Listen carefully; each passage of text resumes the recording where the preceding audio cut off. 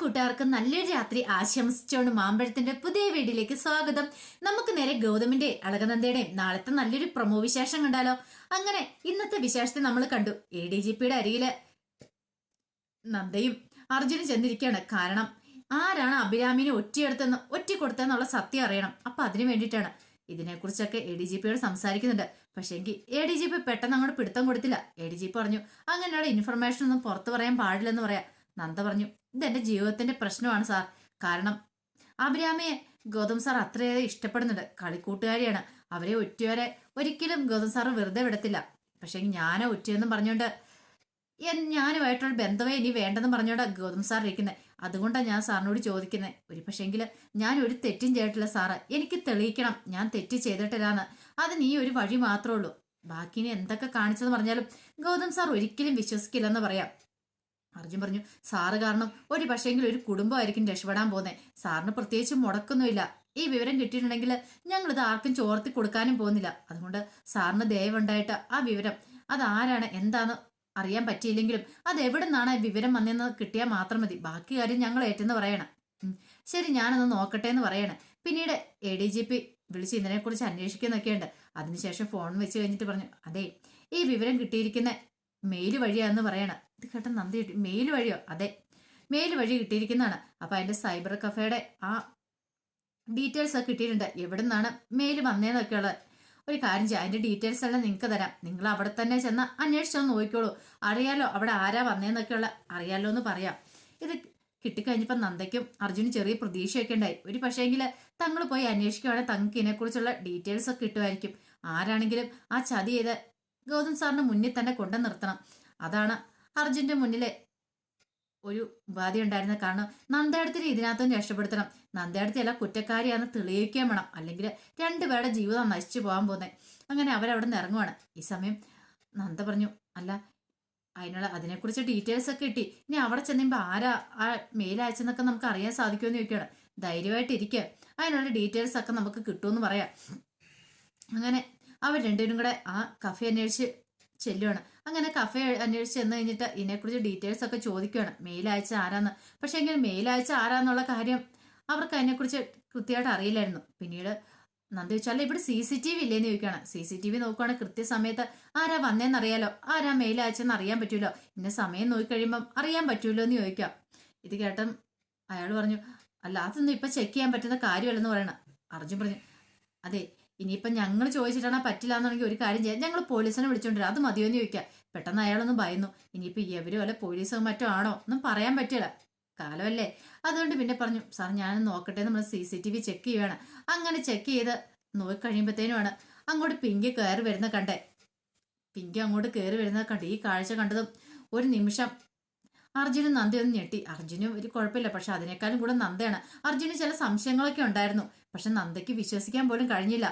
അങ്ങോട്ട് കയറി വരുന്ന പിങ്കിയായിരുന്നു. അപ്പൊ പിങ്കിയാണോ അഭിരാമി ഒറ്റിയത്? അപ്പൊ എന്തിനു വേണ്ടിയിട്ടായിരുന്നു അത്? ഒരു പക്ഷേങ്കിൽ എന്നിട്ടും പിങ്കി ഇപ്പോഴും വട്ടം നിന്ന് തറക്കുകയോ ചെയ്തേ. ഇത്രയും വലിയ ചതി ചെയ്തിട്ട് ഒന്നും അറിയത്തില്ലാത്ത മട്ടി പിങ്കി ഇരിക്കുന്നു. ഈ സമയം ഇത് കണ്ടു കഴിഞ്ഞപ്പോഴത്തേനും അർജുന്റെ മുഖം വല്ലാതായിപ്പോയി.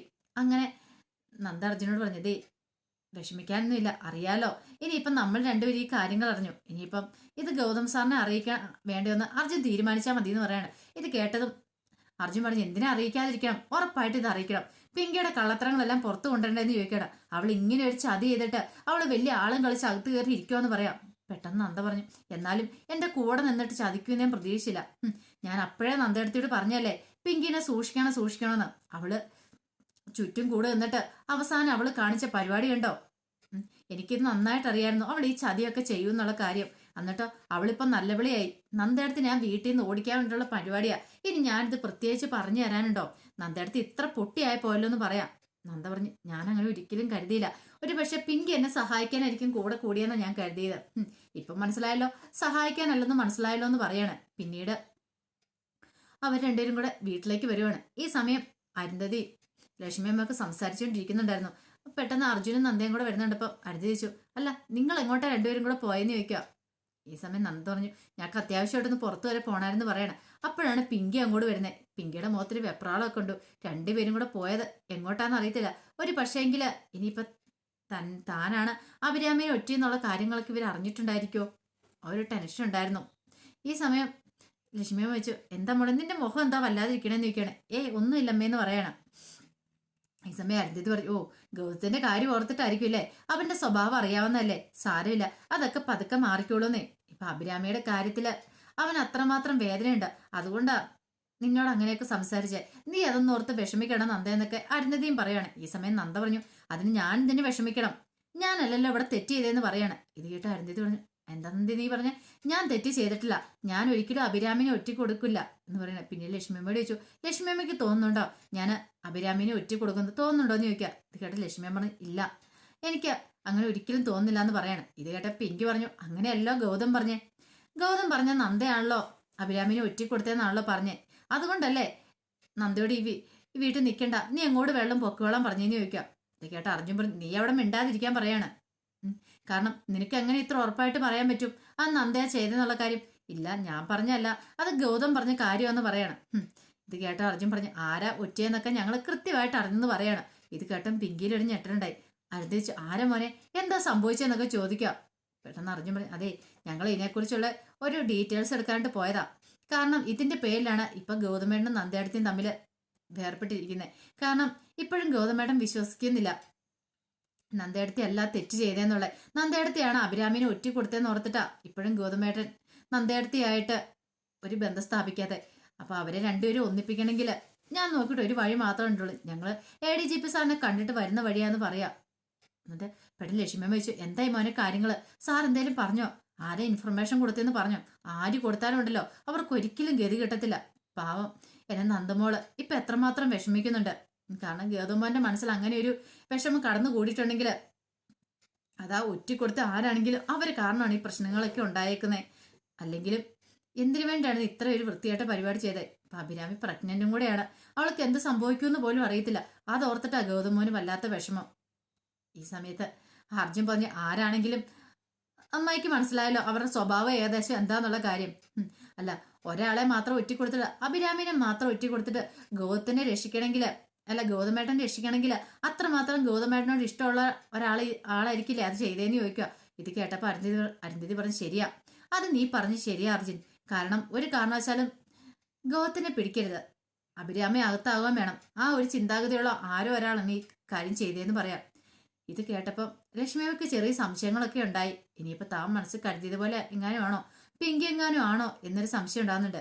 പിന്നീട് അർജുൻ ചോദിച്ചു, എന്താ പിങ്കി ഞാൻ പറഞ്ഞത് ശരിയല്ലേന്ന് ചോദിക്കും. പിന്നീട് പിങ്കി പറഞ്ഞു, അല്ല അത് പിന്നെ ഞാൻ, എന്താ പിങ്കി നിനക്ക് ഉത്തരം മുട്ടിയോന്ന് ചോദിക്കുക. ഇത് കേട്ടതും പിങ്കി ഒന്ന് ചോദിച്ചു, അല്ല അർജുൻ എന്തിനാ എന്നോട് ഇങ്ങനെയൊക്കെ ചോദിക്കുന്നേ, പിന്നെ നിന്നോടല്ലാതെ ഞാൻ വേറെ ആരോടാ ചോദിക്കുന്നേ, അല്ല നീ എന്തിനാ കഴിഞ്ഞ ദിവസം ആ കഫേ പോയതെന്ന് ചോദിക്കണം, ഇന്റർനെറ്റ് കഫേ പോയത്. അല്ല അർജുനോട് ആര് പറഞ്ഞു ഞാൻ കഫേ പോയെന്ന്, ആരെങ്കിലും ആയിക്കോട്ടെ ഞാൻ ചോദിച്ചതിന് മറുപടി പറയാന്ന് പറയണം. അത് പിന്നെ എനിക്ക് പല കാര്യങ്ങളും ഉണ്ട് അതുകൊണ്ട് പോയതാന്ന് വേണം. നിനക്ക് പല കാര്യങ്ങളും ഉണ്ടല്ലേ, അപ്പൊ നീയാണ് ആ കാര്യം ചെയ്തല്ലേന്ന് ചോദിക്കുക. എന്ത് കാര്യം ചെയ്തേ, അഭിരാമിനെ ഒറ്റ കൊടുത്ത നീയാണല്ലേന്ന് ചോദിക്കുക. ഇത് കേട്ടതും പിങ്കി ഞെട്ടിത്തിരിച്ചു. പിങ്കി പറഞ്ഞു, എന്താ അർജുൻ നിങ്ങളെ പറയണേന്ന് ചോദിക്കുക. നീ അധികം ഉരുണ്ട് കളിക്കൊന്നും വേണ്ട, നീ അത് ചെയ്തെന്നുള്ള സർവ്വ ഡീറ്റെയിൽസ് അറിഞ്ഞിട്ട് തന്നെ ഞങ്ങൾ ഇങ്ങോട്ട് വന്നേന്ന് പറയാം. ഇത് കേട്ടതും തകർന്ന തരിപ്പണമായിട്ട് പിങ്കി നിൽക്കുകയാണ്. അപ്പൊ അതിന്റെ വിശേഷങ്ങളൊക്കെയാണ് നമ്മൾ നാളെ കാണാൻ പോകുന്നത്. ആ വിശേഷങ്ങളൊക്കെ നമുക്ക് എല്ലാവർക്കും കാത്തിരിക്കാം കേട്ടോ. ഒരിക്കൽ കൂടി എല്ലാവർക്കും നല്ലൊരു രാത്രി ആശംസിച്ചു നിർത്തുന്നു.